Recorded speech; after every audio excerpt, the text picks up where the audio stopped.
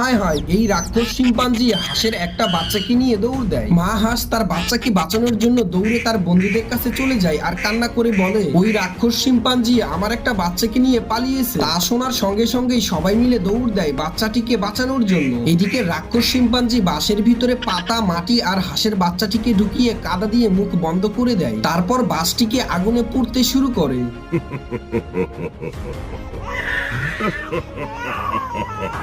এইদিকে কুকুর, খরগোশ আর হাঁস মিলে একটা নতুন ফাঁদ তৈরি করে ফেলে। তারপর তিনজন প্রতিজ্ঞা করে কুকুর দৌড়ে চলে যায় আর শিম্পাঞ্জিকে রাগিয়ে তাদের পাতা ফাঁদের কাছে নিয়ে আসে। এই সুযোগে খরগোশটি এসে আগুন থেকে বাঁশ সরিয়ে ফেলে। তারপর কুকুর প্রতিশোধ নেওয়ার জন্য রাক্ষস শিম্পাঞ্জির সঙ্গে যা করলো তা দেখলে তোমরা চমকে যাবে। তার আগে দেখি আজকে শয়তানকে হারিয়ে কে কে মহান আল্লাহকে জিতিয়ে দেয়। আল্লাহকে ভালোবাসলে লাইক, কমেন্ট, সাবস্ক্রাইব প্লিজ। রাক্ষস শিম্পাঞ্জি যখনই পাথরের নিচে চলে আসে তখনই মাথার ওপর পাথর